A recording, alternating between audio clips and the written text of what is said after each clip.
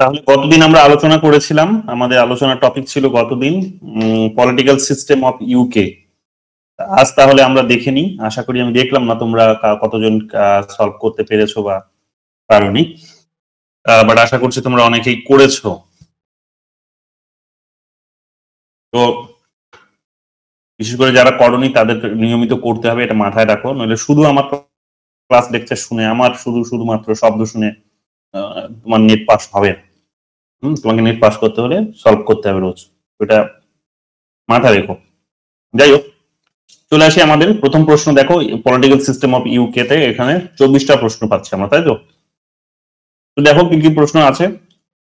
The British Constitution is the oldest and the most influential of all constitution of our time. তারপরে বলছে,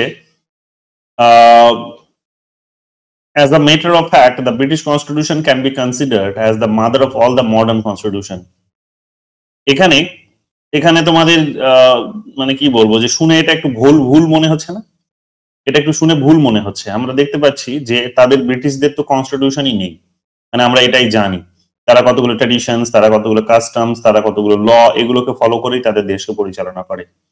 British constitution is the oldest of the most influential of all constitution of our time. তো এখনো যেটা বলতে চাইছে এখানে, যে যতগুলো কনস্টিটিউশন এখনো পর্যন্ত আমাদের কাছে আছে তার মধ্যে ব্রিটিশ বা ব্রিটিশদের সংবিধান যেটা সব থেকে পুরনো, এবং সেটাই নাকি সব থেকে প্রভাবশালী।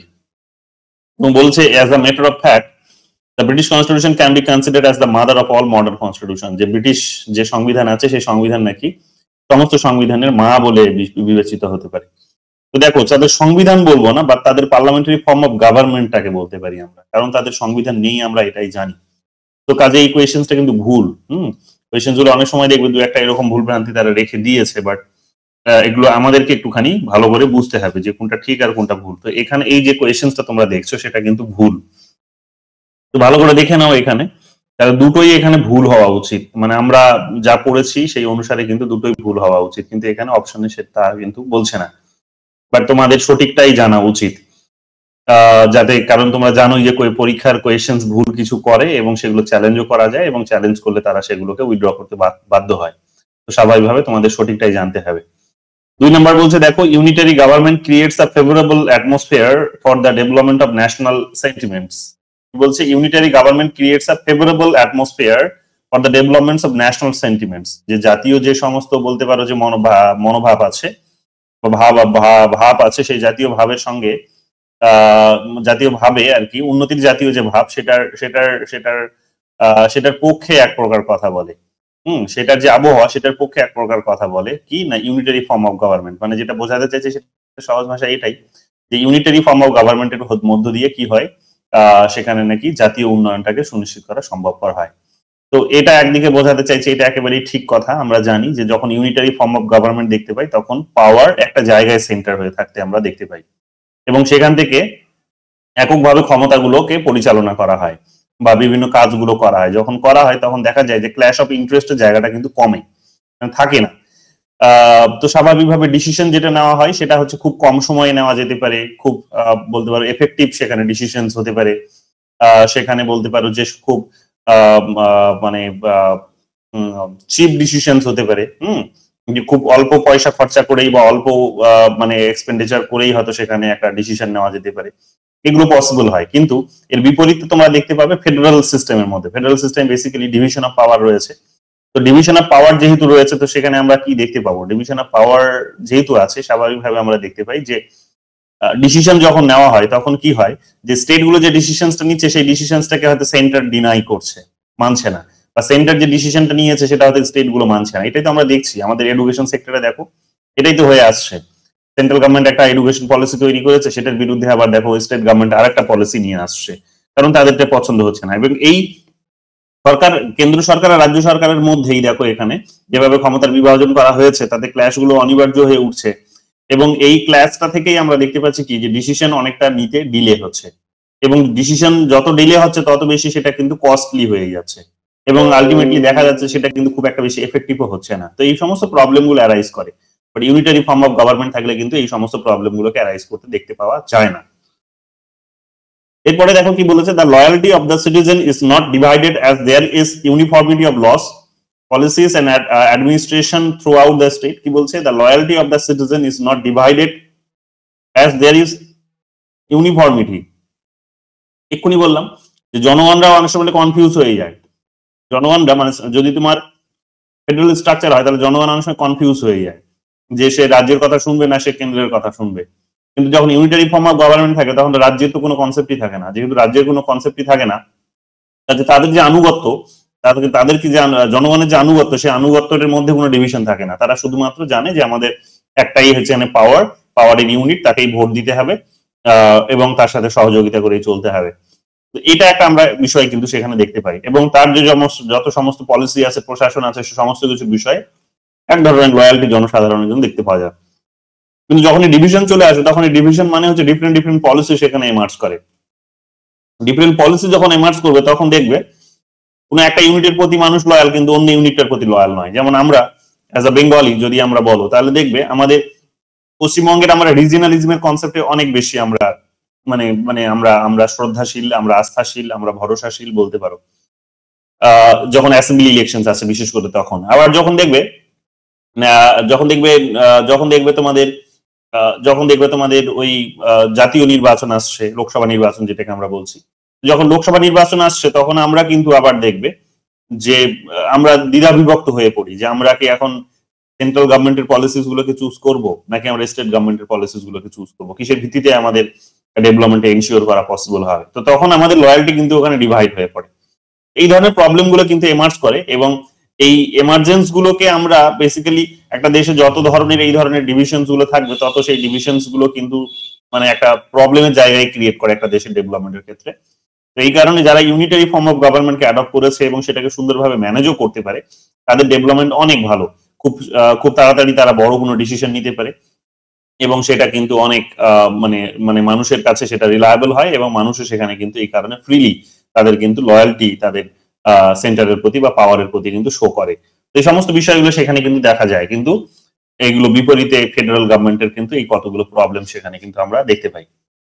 তো দেখে নিই এগুলো সবই ঠিক আছে তাহলে 3 নম্বর কোয়েশ্চেন্স বলছে কি দেখো ম্যাচ করতে বলেছে কোথায় এসে কোয়েশ্চেনটা কর্ণাটকে এসে types of constitution name of the country parliamentary federal republic presidential federal republic parliamentary unitary monarchial তো এইতে এখানে দেখো যেটা আমরা পড়েছিলাম সেটা ইউনিটারি ইউকের যদি কথা বলো তাহলে ইউনিটারি যে একটা জায়গা থেকেই সেখানে ক্ষমতাকে পরিচালনা করা হয় মনার্কিক্যাল আছে অর্থাৎ সেখানে রাজতন্ত্র আছে তো রাজতন্ত্র আমরা রাজা বা রানী সেখানে দেখেছি এই মুহূর্তে যেমন রাজা পাওয়ারে আছেন আবার দেখো এখানে পার্লামেন্টারি তাদের দেশে পার্লামেন্টও আছে অর্থাৎ সেখানে পার্লামেন্ট থাকা মানে হচ্ছে যে পার্লামেন্টে সেখানে ল তৈরি হয় রাজা থাকলেও ল তৈরি করার জন্য সেখানে পার্লামেন্ট আলাদাভাবে সেখানে এম্পাওয়ার করা হয়েছে পার্লামেন্টকে এম্পাওয়ার করা হয়েছে সো এগুলো আমরা ইউকের ক্ষেত্রে দেখছি তাহলে ইউকের ক্ষেত্রে 3 নম্বরের সাথে দেখো এখানে ইউকে মেলা উচিত তাহলে সি এর সাথে 1 যাওয়া উচিত তাহলে সি এর সাথে 1 যাচ্ছে দেখো এটাই হচ্ছে ঠিক উত্তর বের হচ্ছে এই কারণে বাকিগুলো এখানে দেখে নাও একটুখানি দেখে নাও সেটা হচ্ছে প্রেসিডেন্সিয়াল ফেডারেল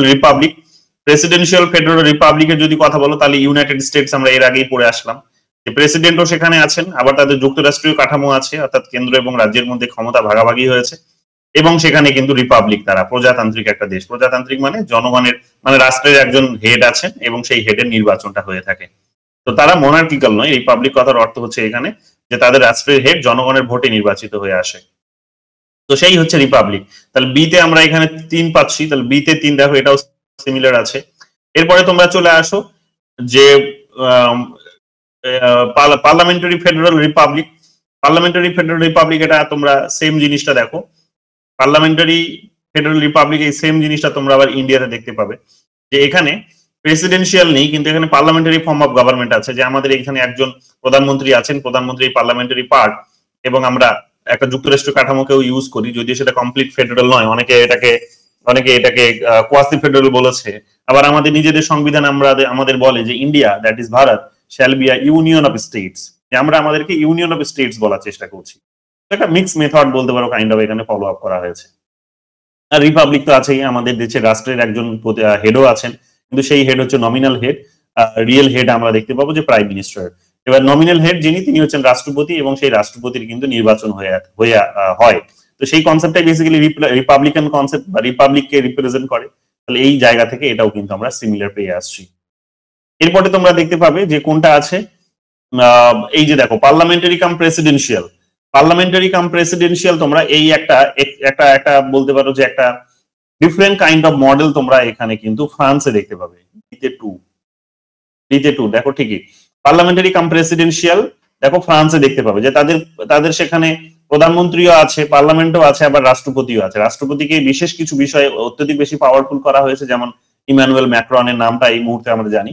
তো দেখবে সেখানে পার্লামেন্ট আছে, পার্লামেন্ট সেখানে কাউন্সিল অফ মিনিস্টার্সকে বেশ কতগুলো রেসপন্সিবিলিটি দিয়েছে, আবার প্রেসিডেন্টও আছে, প্রেসিডেন্টকে বেশ কতগুলো বিষয়ে কিন্তু এম্পাওয়ার করেছে। কিন্তু সেটা কোনো রকম ভাবে আমাদের মতো নয়, মানে আমাদের দেশেও প্রেসিডেন্ট আছে, আমাদের দেশেও পার্লামেন্ট আছে, বাট আমাদের মতো ব্যাপারটা নয়। আমাদের দেশে মানে প্রেসিডেন্টও আছে, পার্লামেন্ট আছে ঠিকই, কিন্তু আমাদের দেশে প্রাইম মিনিস্টারকে রিয়েল পাওয়ার এনজয় করতে দেওয়া হয়েছে, কমপ্লিটলি রিয়েল পাওয়ার বা রিয়েল পাওয়ারটা কিন্তু প্রাইম মিনিস্টার বা তার কাউন্সিল অফ মিনিস্টার এনজয় করে থাকে। কিন্তু এখানে ব্যাপারটা অনেকটা ভাগাভাগি। হ্যাঁ, এখানে ব্যাপারটা ভাগাভাগি, যে কিছু বিষয়ে সেখানে পার্লামেন্টকে এম্পাওয়ার করা হয়েছে বা কাউন্সিল অফ মিনিস্টারকে দেওয়া হয়েছে, এবং কিছু বিষয়ে সেখানে প্রেসিডেন্টকে দেওয়া হয়েছে। তো এমন নয় একেবারে যে ইন্ডিয়ার মতো যে সেখানে প্রাইম মিনিস্টারই সেখানে রিয়েল পাওয়ার এনজয় করবে আর জাস্ট প্রেসিডেন্ট সেখানে নমিনাল পাওয়ার হবে, না ওই রকমটা নয়। এখানে দুজনের মধ্যে বলতে পারো যে পাওয়ার শেয়ার করা হয়েছে, পাওয়ার ডিভাইড করা হয়েছে। তো পাওয়ার ডিভিশনটা আমরা এখানে দেখতে পাবো, বাট আমরা ফরেন যে সমস্ত অ্যাফেয়ার্স গুলো আছে সেই সমস্ত অ্যাফেয়ার্স এর ক্ষেত্রে প্রেসিডেন্টকে সেখানে কিন্তু অত্যধিক পাওয়ারফুল দেখতে পাই। একটা ডিফারেন্ট কাইন্ড অফ মডেল তোমরা, মিক্স মডেল তোমরা দেখতে পাবে যে সেটা ফ্রান্সে রয়েছে। তাছাড়াও তারা ইউনিটারি, তাছাড়াও তারা কিন্তু রিপাবলিকান। তো এই জিনিসগুলোও তোমরা সেখানে কিন্তু দেখতে পাবে। তো দেখে নিও এগুলো, ওগুলো খুব গুরুত্বপূর্ণ বিষয়, এগুলো বারবার দেখবে জিজ্ঞেস করে। এরপরে চলে আসো 4 নম্বর questions. In unitary form of government sovereignty lies with. তো ইউনিটারি ফর্ম অফ গভর্নমেন্টের সোভারেনিটি লাইস করে যেটা, সেটা হচ্ছে সেন্ট্রাল গভর্নমেন্টের উপরে। যেহেতু ইউনিয়ন মানে একটাই সরকারের কথা বলা হচ্ছে, ইউনিটারি এক কেন্দ্রিক বলা হচ্ছে, একটাই কেন্দ্র তার, তাহলে ইউনিটারি ফর্ম অফ গভর্নমেন্ট সেটাকেই বলি যেখানে কোনো পাওয়ারের ডিভিশন হয় না, অর্থাৎ যেখানে কোনো রাজ্যগুলোকে ক্ষমতা দেওয়া হয় না। রাজ্য থাকতে পারে কিন্তু রাজ্যের হয়তো ক্ষমতা নেই। তো এখানে আমরা দেখতে পাবো কি যে এই মডেলটিকে ইউনাইটেড কিংডমে নিয়ে আসা হয়েছে, এবং ইউনাইটেড কিংডমে এই মডেলেই কিন্তু পরিচালিত হয়ে থাকে।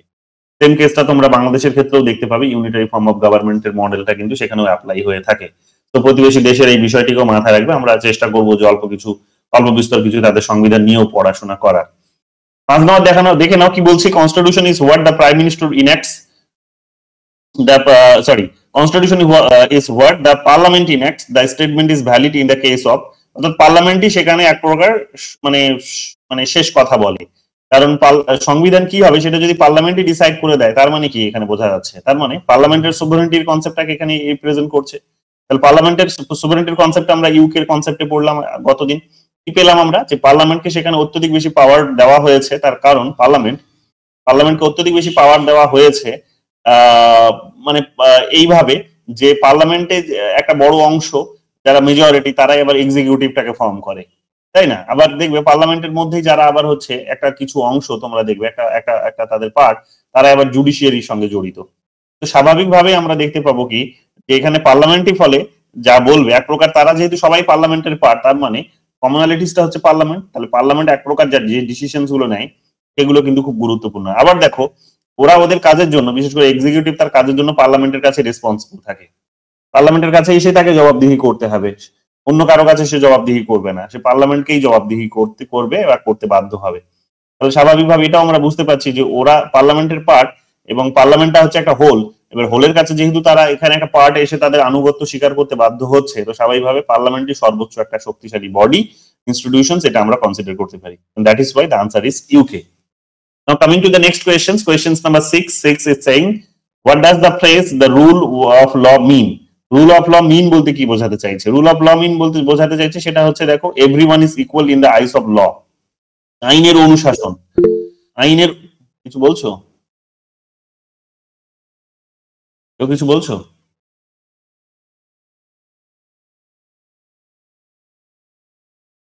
পাচ্ছ কি?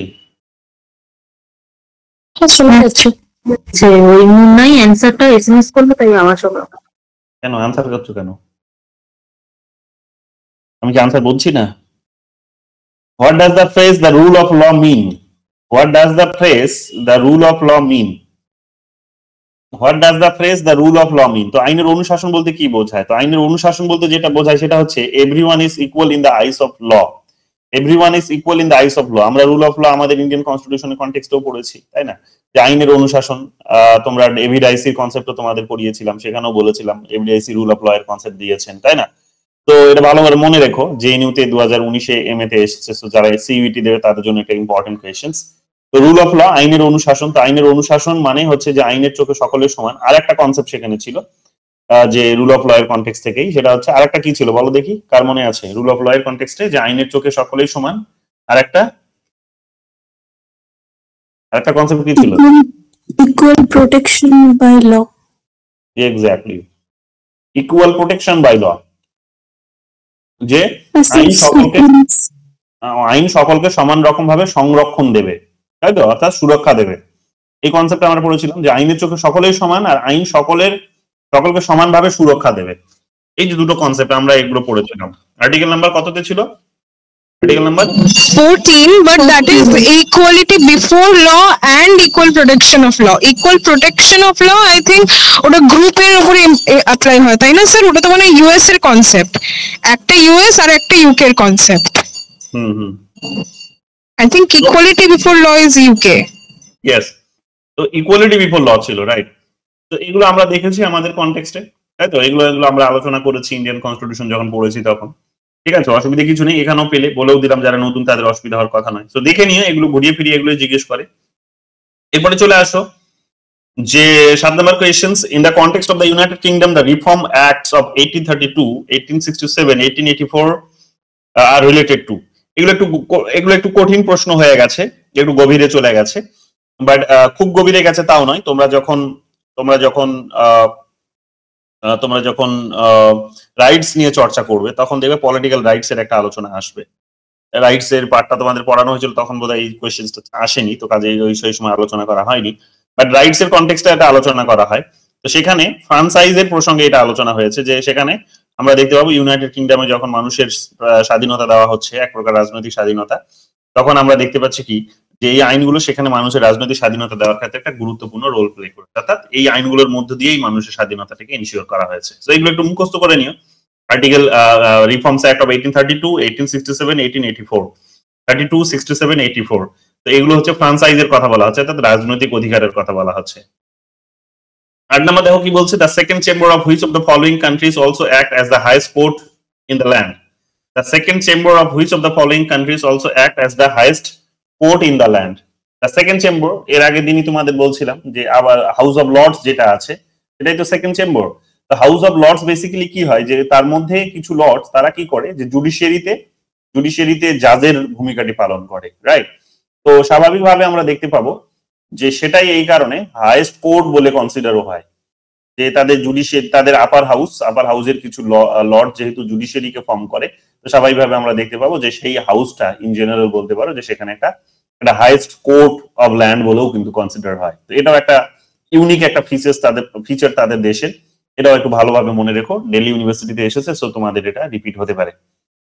9 নম্বর কোয়েশ্চেন্সে চলে আসো। 9 নম্বর কোয়েশ্চেন্স ম্যাচ করতে বলেছে দিল্লি ইউনিভার্সিটির questions, Brazil, China, Nigeria, Britain. এদিকে বলেছে conservative party, all progressive congress, socialist liberal party আর চাইনিজ কমিউনিস্ট পার্টি। তো চাইনিজ কমিউনিস্ট পার্টিতে আর তো কমন নাম, সব থেকে কমন নাম চাইনিজ কমিউনিস্ট পার্টি বললে অফকোর্স চায়নার নামটাই মাথায় আসবে। আমরা সিসিপি এটাকে বলছি, ঠিক আছে, কমিউনিস্ট পার্টি অফ, এটাকে কমিউনিস্ট পার্টি অফ চায়না বলা হয়, কমিউনিস্ট পার্টি অফ চায়না। তো সিপিসি এটাকে বলা হচ্ছে। তো কমিউনিস্ট পার্টি অফ চায়না বা চাইনিজ কমিউনিস্ট পার্টি দেখে নিও। তো চায়নাতে এটা আমরা জানি যে সেখানে একটাই পলিটিক্যাল পার্টি আছে, অন্যান্য যে একটাই পলিটিক্যাল পার্টি আছে সেখানে সেই সমস্ত পার্টি মানে মানুষ এই পার্টিকে সেখানে ভোট দেয়, এবং আমরা জানি যে সেই পার্টি তাদের দেশে ডেভেলপমেন্টকে ইনশিওর করায় এক প্রকার বলতে পারো যে তাদের দেশে কি বলবো যে ওয়ান পার্টি রুল তাদের দেশে কিন্তু রয়েছে। তো এটা আমরা সেখানে দেখতে পাবো, এটা দিয়ে তো বেরিয়ে আসলো এটা।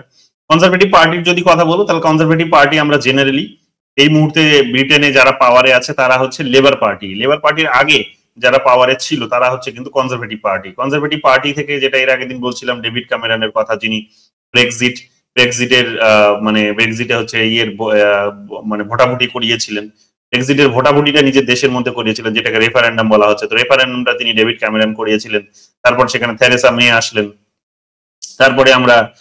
থেরেসা মে এসে আমরা দেখতে পাচ্ছি যে তিনি একটা চেষ্টা চালিয়ে গেলেন যে সেখানে ইউরোপিয়ান ইউনিয়ন থেকে বেরিয়ে আসার। তারপরে আমরা দেখতে পাবো যে তিনি ব্যর্থ হলেন, তিনি রিজাইন করলেন। রিজাইন করার পর তারপরে আমরা সেখানে বরিস জনসনকে আসতে দেখলাম। বরিস জনসন ফাইনালি কিন্তু ইউরোপিয়ান ইউনিয়ন থেকে ইউকে কে বের করতে নিয়ে আসতে পারলেন 2020 সালের, সম্ভবত এটা বোধহয় 1 জানুয়ারি, তাই তো? না কত, 2020 সালের তারিখটা কত? 31 জানুয়ারি। তো 2020 সালের 31 জানুয়ারিতে ইউকে কে বের করে নিয়ে আসলো, আমরা এটা দেখলাম। তারপরে লিজ ট্রাস প্রধানমন্ত্রী হলেন। তিনি যেহেতু সেখানে এই মানে একটা কেলেঙ্কারিতে জড়িয়ে গেলেন, ছোটখাটো কেলেঙ্কারি ছিল, তাকে পদ থেকে যেহেতু সরতে হলো, তাদের নিজের দলের মধ্যেই তাকে সমালোচনার মুখে পড়তে হয়েছে, তিনি পদ থেকে সরে গেলেন। লিজ ট্রাস, যিনি সেই সময় ফরেন মিনিস্টার ছিলেন, তাকে সেখানে প্রধানমন্ত্রী করা হলো। এবং লিজ ট্রাসে তার যে পলিসি গুলো ছিল, তার একটা বইও আছে, তার সেখানে যে ফিনান্স মিনিস্টার যিনি পরবর্তীকালে হয়েছিলেন ওনার প্রধানমন্ত্রীত্বে, ওনার কাউন্সিল অফ মিনিস্টারে, তার সাথে একটা বইও আছে, নিও লিবারালিজমকে আরো বেশি করে প্রমোট করার কথা সেখানে বলেছিলেন। আলটিমেটলি সেই পলিসিতেই তারা যখন দেশকে পরিচালনা করার সুযোগ পেলেন, তখন দেখা গেল যে সেটা কিন্তু ঢুকে টিকলো না। ইকোনমি কিন্তু নেগেটিভ দিতেই যাচ্ছিল। তো স্বাভাবিক নেগেটিভ মানে ডাউনগ্রেড করছিল। তো স্বাভাবিকভাবে আমরা দেখতে পাচ্ছি যে সেখানে তাদের দলের মধ্যে থেকে আরেকজনকে প্রধানমন্ত্রী করা হলো, তিনি হলেন ঋষি সুনাক, যিনি আমাদের ইন্ডিয়ান অরিজিন, তাই তো? তো এই লিস্টটা একটু ভালো করে মনে রেখো, কারণ এই কয়েকটা নাম খুব গুরুত্বপূর্ণ। পরীক্ষার পার্সপেক্টিভ থেকে হয়তো জিজ্ঞেস করতে পারে, কারণ এই সময়ের মধ্যে ইউকের একটা বড় চেঞ্জ এসেছে, ইউরোপের মধ্যে একটা বড় চেঞ্জ কিন্তু আমরা দেখেছি। এই নামগুলো একটু মনে রেখো। তো যাই হোক, কনজারভেটিভ পার্টির কিন্তু থেকেই তারা কিন্তু এই কয়েকজন বিলং করতেন। আর এই মুহূর্তে যিনি প্রধানমন্ত্রী, তাদের কির স্টারমার, তিনি হচ্ছেন আমাদের লেবার পার্টি থেকে বিলং করে। তো যাই হোক, কনজারভেটিভ পার্টিকে হারিয়ে লেবার পার্টি এখন পাওয়ারে এসেছে এবং কির স্টারমার সেখানে প্রাইম মিনিস্টার হয়েছেন। তো এইগুলো ভালো করে দেখে নিও। বাকিগুলো আমরা আলোচনা করব যখন তখন করব। আপাতত এই দুটো যেহেতু গুরুত্বপূর্ণ নাম, এগুলো ভালো করে দেখে নাও। এরপর চলে আসো দিল্লি ইউনিভার্সিটির আর একটা কোয়েশ্চেন নাম্বার 10। কি বলছে? Which of the following are incorrect? ইনকারেক্টকে খুঁজতে বলছে। Parliamentary system is a Westminster form of government and is prevalent in Britain, Japan, Canada and India. Parliamentary form আমরা জানি যে হ্যাঁ, পার্লামেন্টারি ফর্ম মানেই হচ্ছে যে সেখানে সেটা পার্লামেন্ট বললে তখন ইউকের কথাই মনে পড়ে, কারণ পার্লামেন্টের প্রথম এক্সিস্টেন্স আমরা ইউকেতেই দেখি, এবং যেখানে এই পার্লামেন্টারি এক্সিস্ট করে সেই জায়গাটির নাম হচ্ছে ওয়েস্টমিনিস্টার। তো সেই জায়গার নাম অনুসারে এই পার্লামেন্টের যে আইডিয়া, সেই আইডিয়াটি অনেক পপুলারিটি লাভ করেছে এবং বিশ্বের বিভিন্ন দেশ এটাকে অ্যাডপ্ট করেছে। তো দেখবে যাদেরকে তারা কন্ট্রোল করতো একটা সময়, যেমন হচ্ছে কানাডা, তারপরে হচ্ছে ইন্ডিয়া, তারা স্বাভাবিকভাবে দীর্ঘদিন ধরে যে 200-250 বছর ধরে যেহেতু সেই মডেলে শাসিত হয়েছে, রুলড হয়েছে, তো স্বাভাবিকভাবে তারা সেই সমস্ত পলিটিক্যাল সিস্টেমে অভ্যস্ত হয়ে গেছে। এই কারণে তারা যখন নিজেদের পলিটিক্যাল সিস্টেম এস্টাবলিশ করেছে, তখন সেই মডেলটিকে কিন্তু পার্লামেন্টারি ফর্ম অফ মডেলটিকে কিন্তু তারা নিজেরা স্বাভাবিকভাবে একেবারেই সহজভাবেই সেটা কিন্তু অ্যাডপ্ট করেছে। তো ইন্ডিয়া আমরা এটাই করেছি, পার্লামেন্টারি ফর্ম অফ গভর্নমেন্টকে অ্যাডপ্ট করেছি। এর কানাডাও করেছে, জাপানও করেছে, ব্রিটেনের তো আছেই। তারপর দেখো এখানে কি বলছে? ইনকারেক্ট। আচ্ছা, এটা তো ঠিক হবে, ইনকারেক্টটা খুঁজতে হবে আমাদের।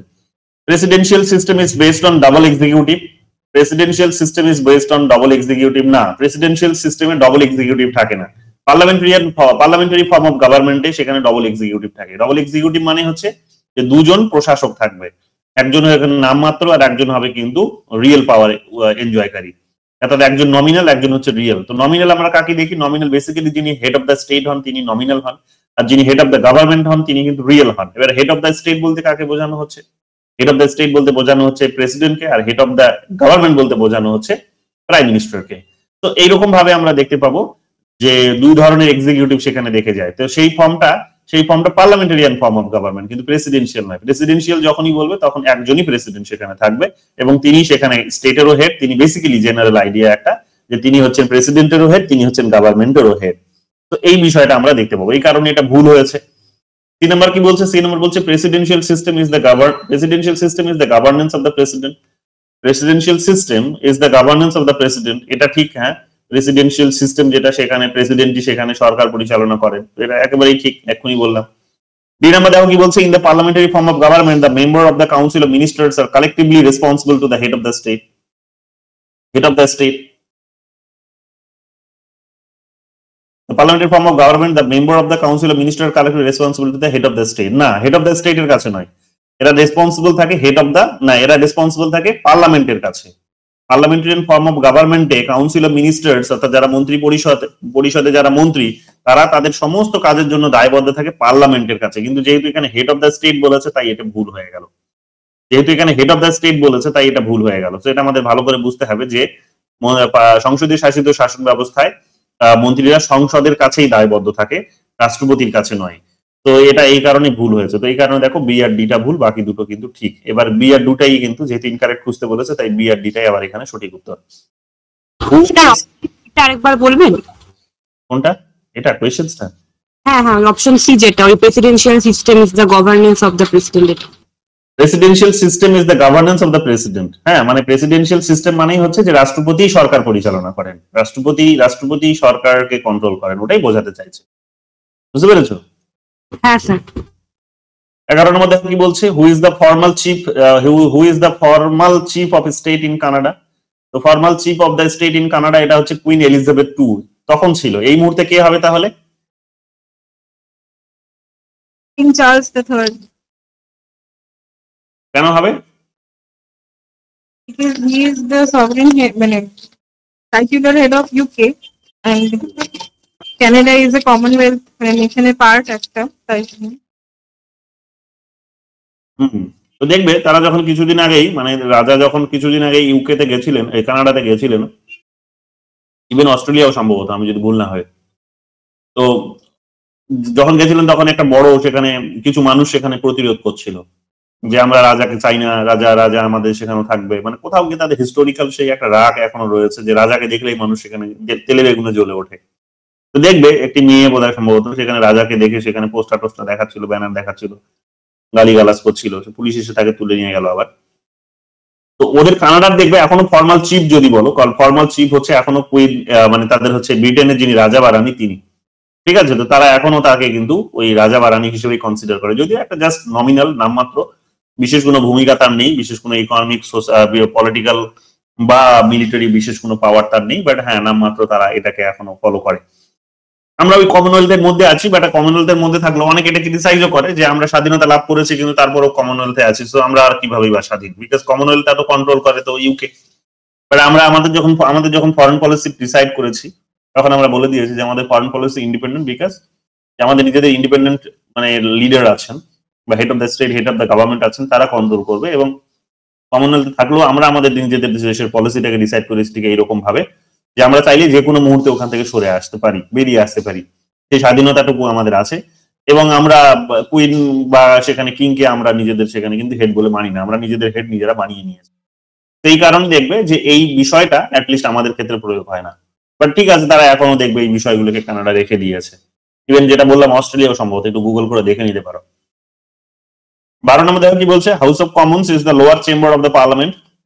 সিভিটি পিজিতে এসেছে, house of commons is the lower chamber of the parliament of United Kingdom. Lower হাউসকে সেখানে হাউস অফ কমন্স বলা হচ্ছে, আপার হাউসকে সেখানে হাউস অফ লর্ড বলা হচ্ছে, রাইট? তো আমরা জানি যে স্ট্রেট ফরওয়ার্ড একেবারে বেসিক কোয়েশ্চেন জিজ্ঞেস করেছে, এই বেসিক কোয়েশ্চেন গুলোই জিজ্ঞেস করে, সেগুলোই একটুখানি ভালো করে দেখে রাখতে হবে। Parliamentary sovereignty is an intrinsic part of the UK constitution. যদিও কনস্টিটিউশন তাদের নেই, নাম মাত্রই আছে, বাট ঠিক আছে, ইউকে কনস্টিটিউশন আমরা বলতে পারি যে হ্যাঁ তাদের যে সংবিধান আছে, সে কি বলবো বলতেই তো দ্বিধা হচ্ছে। যাই হোক, তো তাদের যে এক প্রকার নিয়ম নীতি আছে, সেই নিয়ম নীতিতে পার্লামেন্টকে সেখানে শক্তিশালী হিসেবে তৈরি করা হয়েছে, এস্টাবলিশ করা হয়েছে, ঠিক আছে? যে সমস্ত সিদ্ধান্তগুলো সে এককভাবে নিতে পারে, কারণ সে যারা এক্সিকিউটিভ একটা আলাদা যে একটা বডি, সে কিন্তু আবার এই পার্লামেন্টারি পার্ট, আবার পার্লামেন্টের কাছে সে রেসপন্সিবল থাকে। আবার জুডিশিয়ারিও সেটাই, তাদের জুডিশিয়ারি আবার কিন্তু এদের কাছে রেসপন্সিবল এক প্রকার। স্বাভাবিকভাবে বুঝতেই পারছো। এবং তাদের নিজেদের যে কনস্টিটিউশন বা আছে সেগুলোকে তাদের জুডিশিয়ারি সেটাকে রিভিউ করতে পারে না, বা বিল যেগুলো প্রডিউস করে সেটাকে রিভিউ করতে পারে না। তো স্বাভাবিকভাবে এই কারণে পার্লামেন্ট সেখানে যে আইন কানুন তৈরি করে, সেই আইন কানুনগুলোর উপরে তারাই কিন্তু সেখানে সোভরেন, এবং এই কারণেই তাকে কিন্তু সোভরেন বডি হিসেবে কনসিডার করা হয়।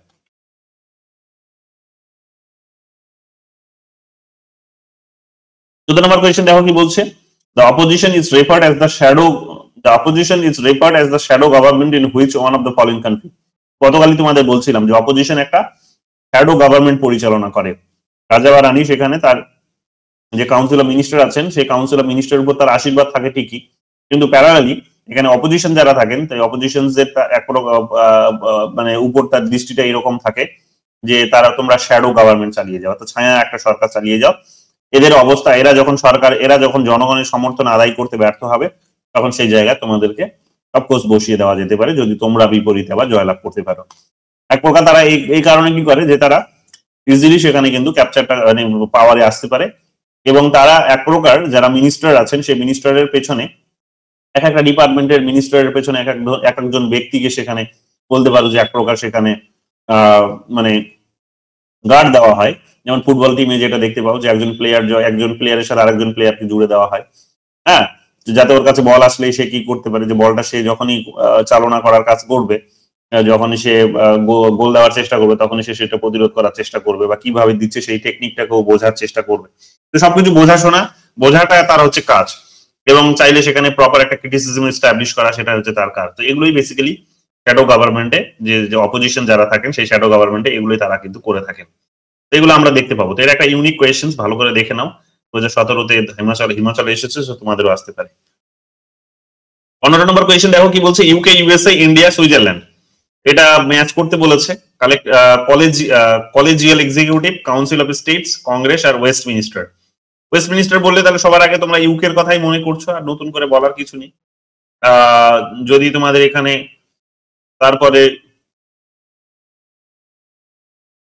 তারপরে যদি তোমাদের এখানে কাউন্সিল অফ স্টেটের যদি প্রসঙ্গ আসে তাহলে তোমাদের এখানে 3-3 এর সাথে 2 যাওয়া উচিত। দেখো কি গেছে, 3 এর সাথে 2 গেছে। কাউন্সিল অফ স্টেটকে আমরা রাজ্যসভা বলে থাকি।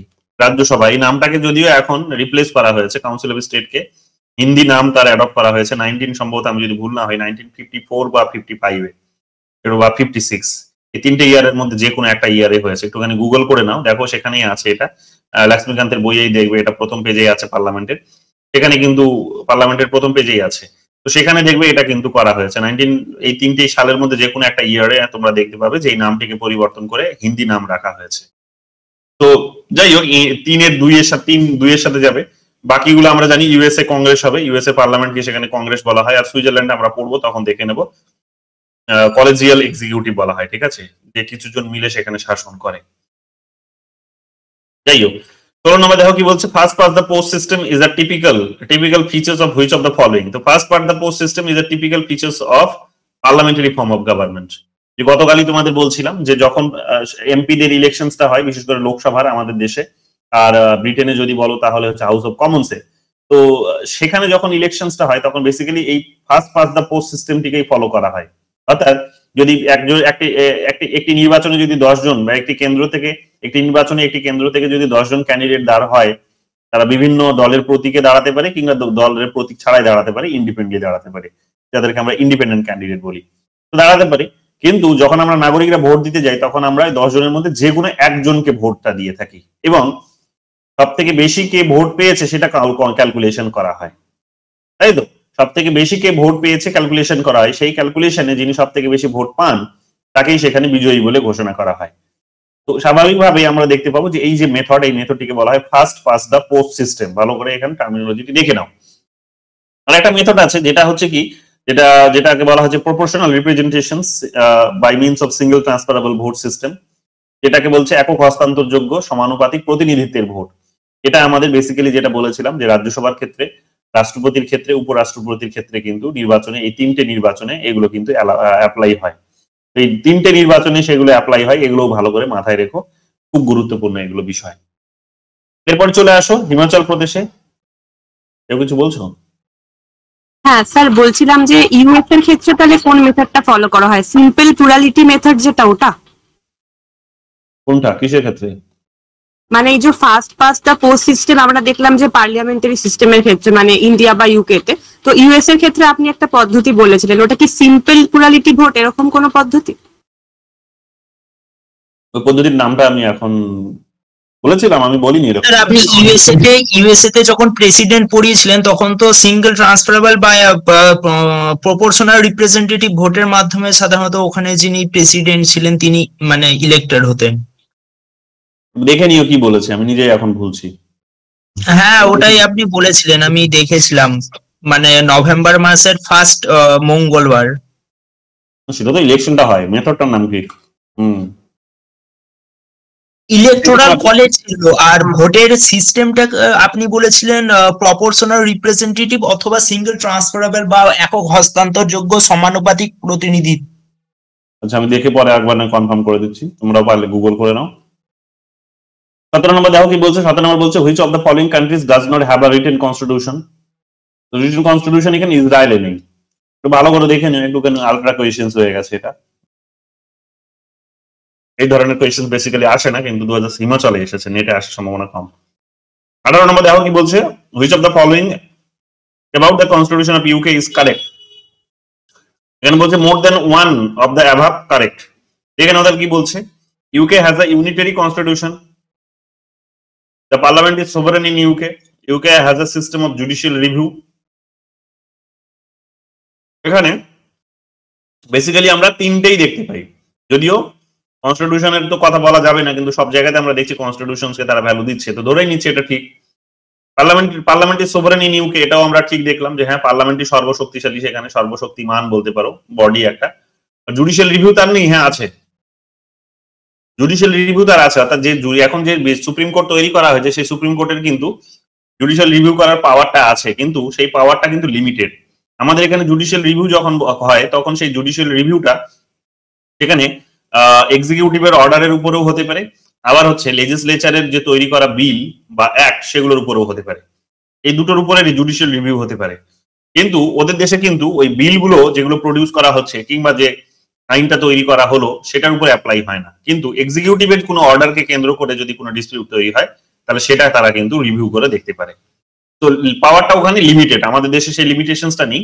আমাদের দেশে সেটা এক প্রকার আনলিমিটেড, যে লেজিসলেচারের উপরেও অ্যাপ্লাই হয়, এক্সিকিউটিভের উপরে অ্যাপ্লাই হয়, কিন্তু ওদের দেশে ইউকে তে সেখানে লেজিসলেচারের উপরে অ্যাপ্লাই হয় না, কিন্তু এক্সিকিউটিভের উপরে অ্যাপ্লাই হয়। সো এই কারণে তিনটে অপশনই এক প্রকার উপরে ঠিক, এই কারণে এখানে ডি অপশন ঠিক। 19 নম্বর কোয়েশ্চেন দেখো কি বলছে, parliamentary supremacy is a definite feature of the political system of UK. তাহলে এটা দেখলে নতুন করে বলার কিছু নেই, বিহারে এসেছে, বিহারে পিজিটি যারা বিহারের পরীক্ষা দেবে তারা ভালো করে দেখে নাও, কোয়েশ্চেন গুলো রিপিট হয় তাদের খুব। Which of the following R true regarding unitary system of government. যে এককেন্দ্রিক ব্যবস্থা বলতে, এককেন্দ্রিক ব্যবস্থার সরকার বলতে কি বোঝায়? তো এককেন্দ্রিক ব্যবস্থার সরকার বলতে যেটা বোঝায় বা যেটা সত্যি সেটা ঠিক কোনটা দেখো, it is most effective in protecting the unity and integrity of the nation। এটা ঠিক, এটা মোস্ট এফেক্টিভ। কি ক্ষেত্রে এফেক্টিভ? যে এটা খুবই কার্যকরী। কি কোন ক্ষেত্রে কার্যকরী? Protecting the unity and integrity, অর্থাৎ একতা এবং ঐক্যতা রাখার ক্ষেত্রে, বা ঐক্য এবং সংহতি রাখার ক্ষেত্রে এটা কিন্তু গুরুত্বপূর্ণ, তাই তো? এটা আমরা জানি এফেক্টিভ বলেই কনসিডার হয়, তার কারণ সিদ্ধান্তগুলো একটা ইউনিয়নে বসে নেওয়া হচ্ছে, একটা সেন্টারে বসে নেওয়া হচ্ছে, এখানে ডিভিশন নেই পাওয়ারের।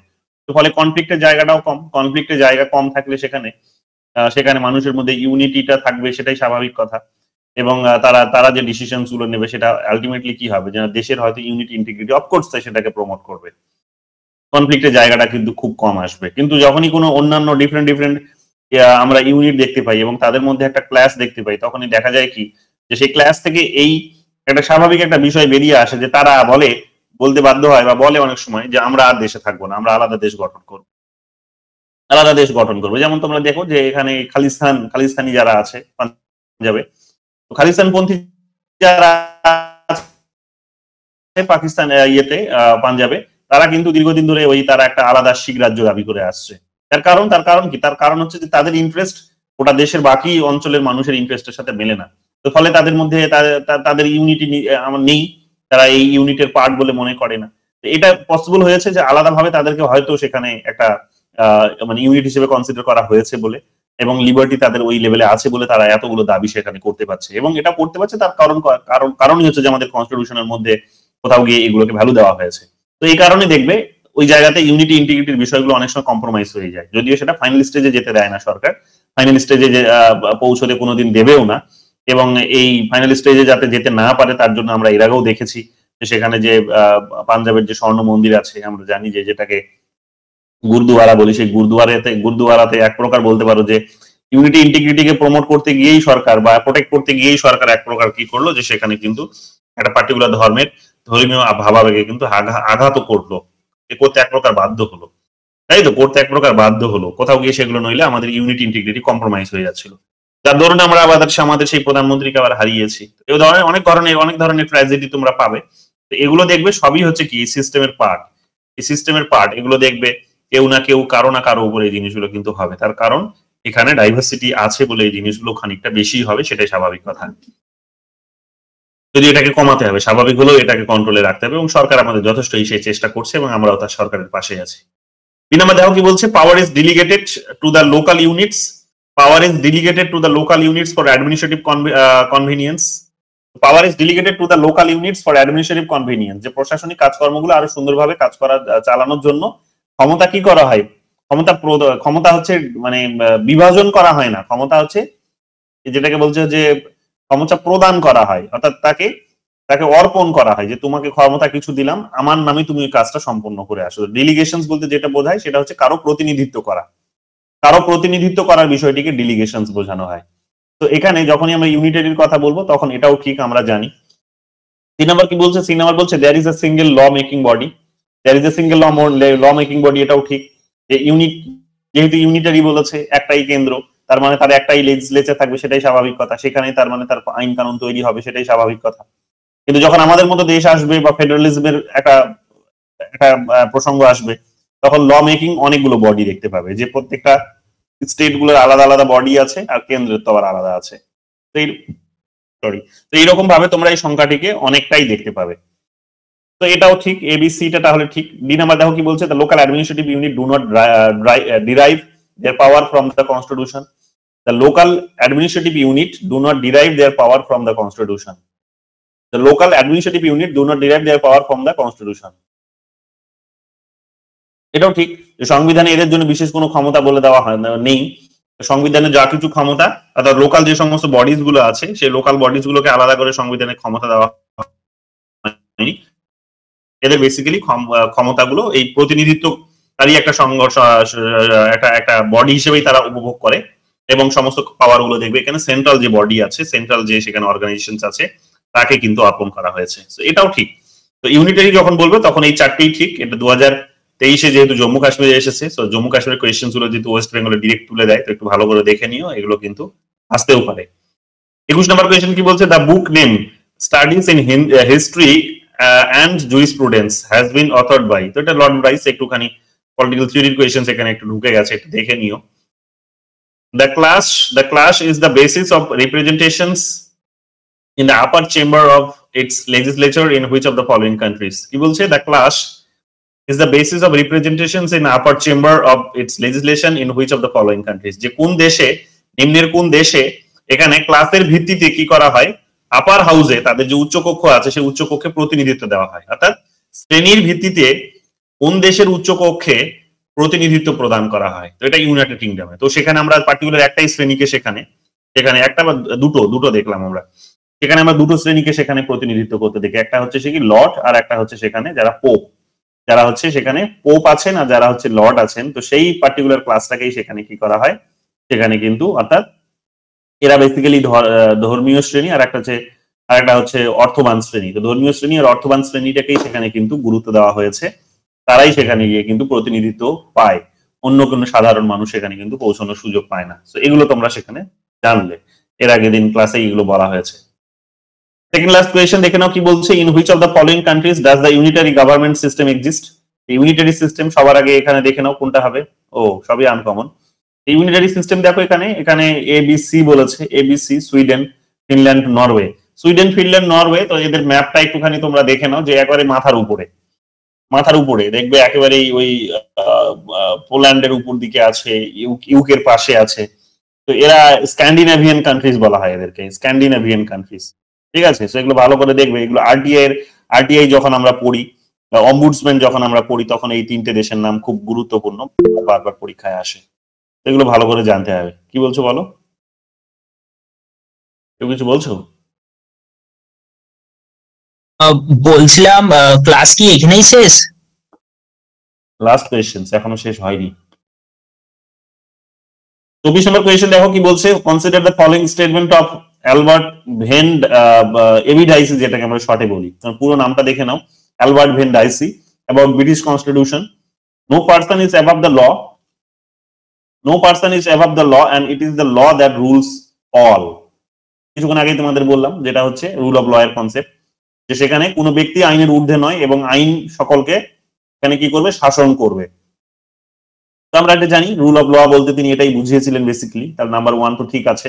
নাম্বার 2 কি বলছে, সোভারেনিটি and of parliament, the supremacy of common law were the two pillars of the British constitution, and a society organized on this principle made it possible to preserve political freedom and ensure the harmonious functioning of the democracy. তো এখানে দেখো দুটোই ঠিক, পার্লামেন্টের সুভারেনিটির কথা বলা হয়েছে, সুপ্রিমেসির কথা বলা হয়েছে, কমন ল এর কথা বলা হয়েছে।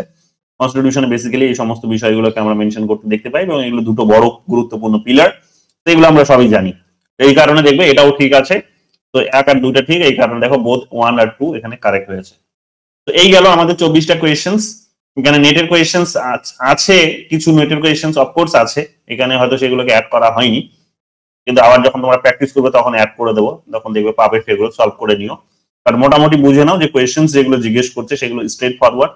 একবার যদি টপিকটা ভালো করে পড়ে নিয়েছো, তার লেকচারটা যদি মন দিয়ে শুনে নিয়েছো, তারপর যদি পড়ে নিয়েছো, তারপর কোয়েশ্চেন গুলো সলভ করেছো, দেখবে 2-1টা হয়তো প্রথমবার ভুল হবে, কিন্তু আজকের অ্যানালিসিস এর পর আর আশা করি তোমাদের ভুল হওয়া উচিত নয়। যা আছে প্রত্যেকটাই কিন্তু কমন, ইজি, ইনফরমেটিভ, এবং পরীক্ষা আসলে এগুলো কিন্তু ভুল করে আসার কথা নয়। এগুলো মাথায় রেখো, এগুলো হয়তো ওয়েস্ট বেঙ্গল স্টেটের পার্সপেক্টিভে আসবে, খুব বেশি আসতে পারে ওয়েস্ট বেঙ্গল স্টেটের পার্সপেক্টিভ থেকে, এসেওছে 2-1টা কোয়েশ্চেন আছে সেখানে এগুলো অ্যাড করা হয়নি, তো সেগুলো তোমরা পরে দেখবে পাবে, বা ইয়ারলি কোয়েশ্চেন সলভ করতে গিয়ে হয়তো পেতে পারো, বাট এগুলো টপিকের মধ্যেও পরে ঢুকিয়ে দেওয়া হবে, তো যখন প্র্যাকটিস করবে তখন এগুলো পাবে। তো এই নিয়ে গেল আজকের আলোচনার বিষয়বস্তু। আজকের ক্লাস এখানেই শেষ হবে। যদি এবার তোমাদের কিছু জানার থাকে, বোঝার থাকে, বলতে পারো। স্যার বলছিলাম যে আমাকে একটু ফার্স্টের কোয়েশ্চেনটা একটু বুঝিয়ে দেবেন, মানে অ্যানসারটা যেটা হলো এটা। হ্যাঁ, the British constitution is the oldest, এটা বললাম যে ওদের তো কনস্টিটিউশনই নেই, আমরা তো সেটাই জানি যে ওদের তো কনস্টিটিউশনই নেই। শুরুতেই গতকাল বলছিলাম যে ওদের তো কনস্টিটিউশনই নেই, কাজে এই প্রশ্নটা ভুল হতে পারে, এই প্রশ্নটা ভুল হতে পারে। তোমাকে সবসময় সাবধান থাকতে হবে, এই ধরনের যদি প্রশ্ন আসে তাহলে তোমাকে সাবধানে উত্তরগুলো করে আসতে হবে। এখানে ওরা ঠিক ধরেছে যে দুটোই, হ্যাঁ তাদের সংবিধান কনস্টিটিউশন আছে, এই কথাগুলো বলছে ঠিকই, কিন্তু আমরা তো জানি তাদের কনস্টিটিউশন নেই। যদি পরবর্তীকালে কোয়েশ্চেন গুলোতে আবার অনেক সময় দেখলাম কনস্টিটিউশন শব্দটিকে মেনশন করেছে তারা, এবং সেগুলোকেও সঠিক উত্তর নিয়েছে, বাট আমরা জানি কনস্টিটিউশন তাদের নেই, এটা একটুখানি সাবধানে করে আসবে। আর যদি তোমাদের মনে হয় যে মানে জেনারেলি এই ধরনের কোয়েশ্চেন দেবে না, মানে এখন একটু ভুলের সংখ্যাটাও কমে গেছে, এবার যেমন নেটে ভুল করেইনি, খুব ভালোভাবে তারা কোয়েশ্চেন তৈরি করেছে, তো হতে পারে সেটা, বাট জেনারেলি মনে রাখবে তাদের দেশে কিন্তু কোনো কনস্টিটিউশন নেই। বোঝা গেছে? ওটাই বলেছিলাম তখন। হ্যাঁ স্যার। আর বলো, আর কার কি আছে? স্যার আমার একটু 3টে প্রশ্ন ছিল, মানে ইউএস থেকে, এখন কি বলা যাবে? বলো। হ্যাঁ, সেটা হচ্ছে যে আপনি যখন ইউএস পড়িয়েছিলেন বলেছিলেন যে প্রেসিডেন্ট কে হবে এটা খুঁজে বার করা যদি না যায় তখন হাউস অফ রিপ্রেজেন্টেটিভ সিদ্ধান্ত নেবে, তাহলে সেনেট কি ফাইনাল ডিসিশন এক্ষেত্রে নিতে পারবে? না, তখনই তো পরিষ্কার করে বলেছিলাম সেনেটের এখানে ডিসাইডিং ভোট নেই, কাস্টিং ভোট বলা হচ্ছে, তো কাস্টিং ভোটটা সেনেটে নেই। বন্ধ করো মাইক বন্ধ করো। সেনেটের কাস্টিং ভোটটা এখানে নেই। কেন ভোট নেই তার কারণ লজিকটাও তোমাদের দিয়েছিলাম, যে এখানে ইলেকশনের প্রেসিডেন্টের ইলেকশনটাই হচ্ছে বেসিক্যালি, সেখানে আমরা দেখতে পাবো যে যেটা বলা হচ্ছে যে কতগুলো কনস্টিটিউয়েন্সি, সেই কনস্টিটিউয়েন্সির ডিরেক্ট জনগণ সেখানে ভোট দিচ্ছে, কিন্তু আমরা রাজ্যসভার ক্ষেত্রে তো সেটা দেখতে পাই না। রাজ্যসভার মেম্বাররা বেসিক্যালি সেখানে রাজ্যগুলোর প্রতিনিধি হিসেবে আসেন এবং এক প্রকার তারা রাজ্যকে প্রতিনিধিত্ব করেন, এবং ছোট বড় যাই হোক না কেন তাদের প্রত্যেকের প্রতিনিধির সংখ্যাটা সমান, 2 জন করে। তো সেখানে তো একটা ইকুয়ালিটি আছে, সেখানে 100ই মেম্বার, তার বেশি তো নয়, কিন্তু এখানে কিন্তু সেই সংখ্যাটা তা নয়। এগুলো বলেছিলাম অনেক কথা তোমাদের, তো এগুলো ওই ছিল আলোচনা। আর বলো। হ্যাঁ, আর একটা হচ্ছে electoral duty and oversight investigation, এগুলো কি হাউস অফ রিপ্রেজেন্টেটিভ এর এক্সিকিউটিভ পাওয়ার হিসাবে আমরা বলতে পারি? কি আরেকবার বলো, ধীরে ধীরে বলো, আরেকবার বলো। হ্যাঁ, বলছিলাম ইলেকটোরাল যে ডিউটি এবং সাইড ইনভেস্টিগেশন এগুলোকে যে হাউস অফ রিপ্রেজেন্টেটিভের এক্সিকিউটিভ পাওয়ার হিসেবে আমরা বলতে পারি। এগুলো কোথায় পেলে তুমি? মানে এগুলো আপনি যখন পড়িয়েছিলেন আমি ওগুলো এখানে পেয়েছিলাম, মানে ওই ইয়েতে ফাংশনের মধ্যে, যে ওই হাউস অফ রিপ্রেজেন্টেটিভে কি কি ফাংশন, সেখানে ইলেকটোরাল ডিউটি, তারপরে ওভারসাইট ইনভেস্টিগেশন এগুলো ছিল। তা এগুলো কি আমরা হাউস অফ রিপ্রেজেন্টেটিভের এক্সিকিউটিভ পাওয়ার হিসাবে বলতে পারি কি, সেটাই একটু জানাচ্ছি। এক প্রকার আমরা বলতে পারি যে না, ওটা তো প্রথমটা তো ইলেকটোরাল বলেই দিলে তুমি নিজে, যে ইলেকশনের ডিউটি তো ওটা ইলেকটোরালি ডিউটি হবে, ওটা এক্সিকিউটিভ ডিউটি কি করে হবে? নাম্বার 1, ওটা ইলেকশনস কমিশনের কাজ ছিল, ইলেকশনস কমিশনের কাজটা যখন তারা করছে তো এটা ইলেকটোরাল ডিউটি, ইলেকটোরাল কাজ নাম্বার 1। নাম্বার 2 হচ্ছে যেটা তুমি বললে, সেটা হচ্ছে যে সরকারের উপর নজরদারির কাজটা, ওভারসাইট করা। তো সেটা হ্যাঁ, সেটা বলতে পারি এক্সিকিউটিভ ফাংশনের মধ্যে আসে। স্যার এক্সিকিউটিভ না, এক্সক্লুসিভ পাওয়ার, মানে একমাত্র মানে হাউস অফ রিপ্রেজেন্টেটিভই এই দুটো মানে ক্ষমতা রয়েছে, সেনেটের কিন্তু এই দুটো ক্ষমতা নেই। ওই জন্য আমরা কি এই দুটোকে এক্সক্লুসিভ পাওয়ার হিসাবে বলতে পারি, ওটাই জানছিলাম। এক্সক্লুসিভ এক্সিকিউটিভ হ্যাঁ বলতেই পারো, স্পেশাল পাওয়ার এগুলো তাদের। ওকে, আর লাস্ট প্রশ্ন, হ্যাঁ লাস্ট প্রশ্ন, লেজিসলেটিভ ব্রাঞ্চের দুটো পয়েন্ট, একটা হচ্ছে কন্ট্রোল ফেডারাল স্পেন্ডিং, আর আরেকটা পয়েন্ট হচ্ছে declare war and regulating commerce. এই দুটো একটু কনসেপ্ট বলে দিলে ভালো হতো। ওগুলো শব্দগুলো আমি ধরতে পারলাম না, তুমি পাঠিয়ে আমাকে, দেখে কালকে বলে দেবো, ঠিক আছে? আমি পাঠিয়ে দিয়েছি। বেশ, তাহলে আমি দেখে কালকে বলে দেবো ওকে, কি বলেছিলাম। বলো, আর বাকিদের কার কি আছে জানা?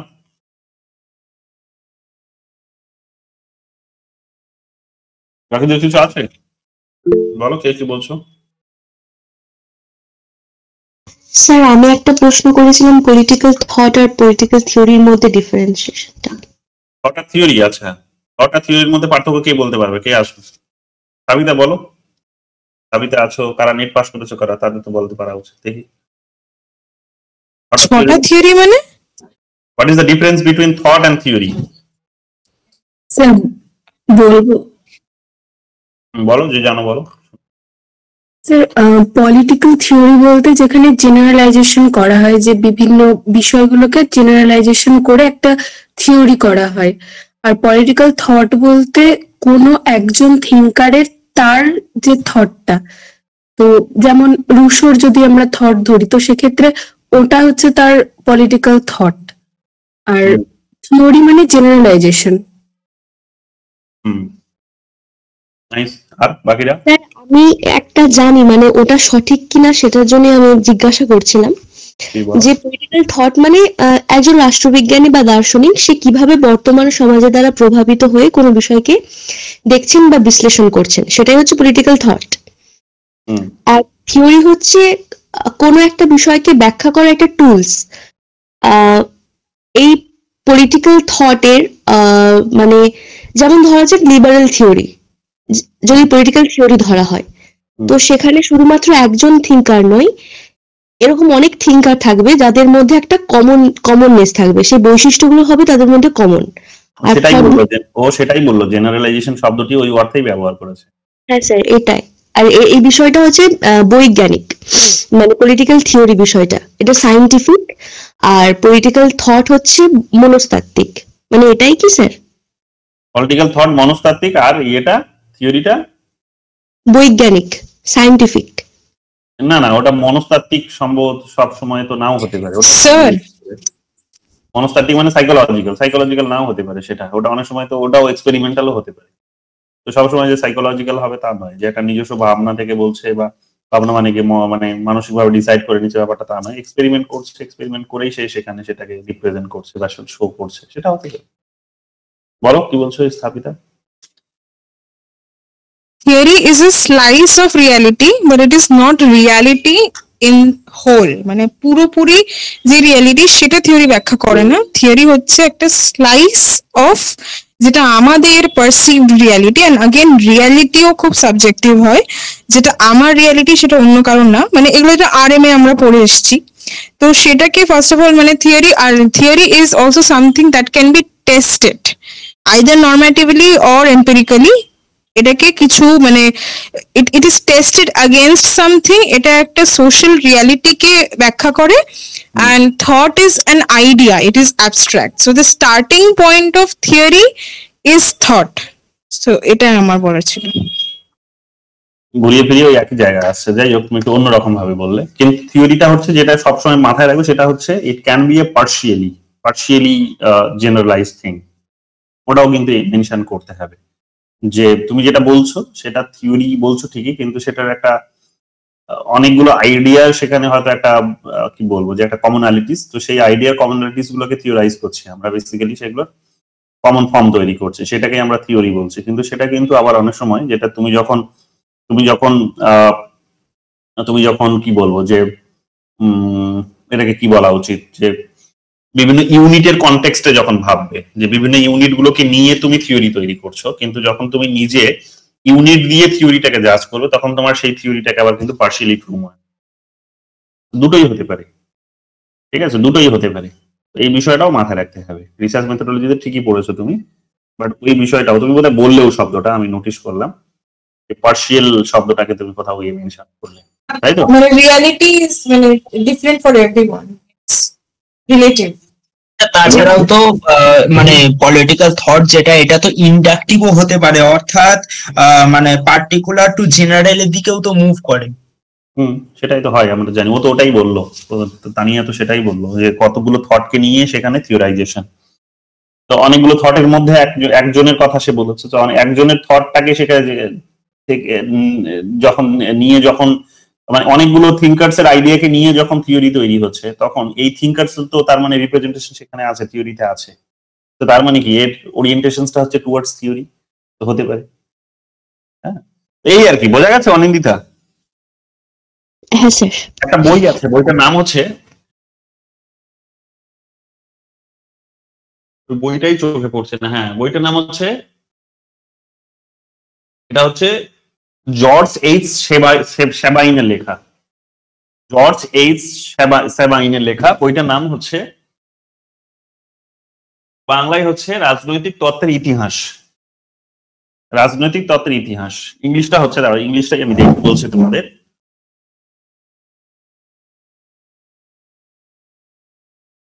জর্জ এইচ সেবাইনের প্রপার ইংলিশটা হচ্ছে এখানে a history of political theory, a history of political theory, George H Sabine, ঠিক আছে? A history of political theory, বইটার নাম হচ্ছে হিস্ট্রি অফ পলিটিক্যাল থিওরি।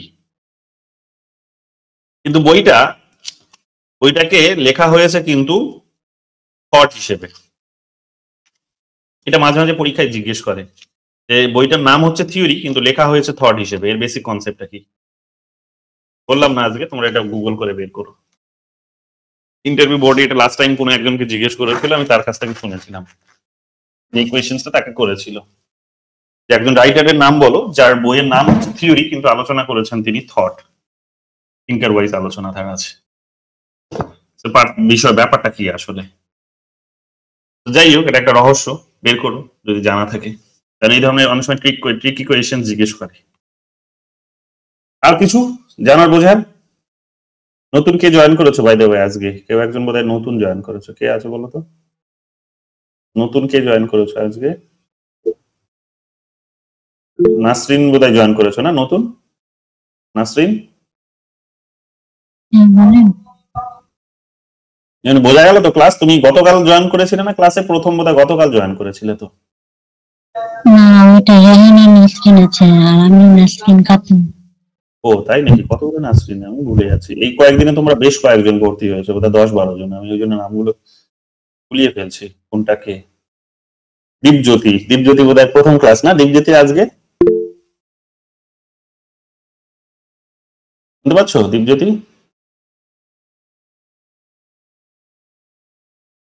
আচ্ছা দীপজ্যোতির নামটা একটুখানি ভিন্ন রকমের, দীপ আবার জ্যোতি, তাই তো? যাই হোক, বলো কি বলছো মৌলিক? না স্যার, ওটা ফিঙ্গার টাচে অন হয়ে গেছে। তো তুমি এইরকম নাম দিয়ে রেখেছো কেন? আমি তোমার এই সারনেম দেখলেই আমার সুধা মূর্তির কথা মনে পড়ে যায়। কারণ আছে স্যার, আপনাকে স্যার আজকে আমার ফার্স্ট ক্লাস। আচ্ছা, কেমন লাগলো ক্লাস? ভালো লাগছে? স্যার আজকের আমার ফার্স্ট ক্লাস। ক্লাস ভালো লাগছে?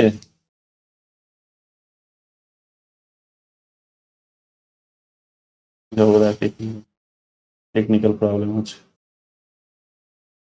যাই হোক, তুমি সুধা মূর্তির ফ্যান নাকি? মেখলা মূর্তি? হ্যাঁ স্যার, সে তো ছোট থেকেই, কিন্তু এটা অন্য কারণে দেওয়া। আচ্ছা, বেশ ভালো। সুধা মূর্তি বেশ ভালো ইংলিশ শিখেছে। ওকে, তাহলে আজকে এতটুকুই থাক। তারপর লাইটটা এত কম হয়ে যাচ্ছে, অন্ধকার হয়ে যাচ্ছে। ঠিক আছে, তাহলে আজকে এতটুকুই থাক। নেক্সট ক্লাসে আমরা দেখি যদি পারি পলিটিক্যাল সিস্টেমটা আলোচনা করব। সরি, পার্টি সিস্টেম বলে একটা থিওরির পার্ট আছে, ওটাকে মিস করে গেছি। তো party system in comparative politics ওটা আলোচনা করব, কারণ ওখান থেকে থিওরির প্রচুর প্রশ্ন থিঙ্কার ওয়াইজ জানতে চায়। তো ডুবেরজারের কনসেপ্ট গুলো বেসিক্যালি জিজ্ঞেস করে, ক্লাসিফিকেশনস পার্টির এবং ফিচার্স গুলো বেসিক্যালি কি কি আছে সেগুলো জিজ্ঞেস করে। তো ডুবেরজারের কনসেপ্ট গুলো আমরা একটুখানি দেখে নেবো, ঠিক আছে? সো ওগুলো দেখি কবে সময় আছে ওটা করে দেবো, খুব গুরুত্বপূর্ণ একটা পার্ট। ঠিক আছে, চলো, গুড নাইট।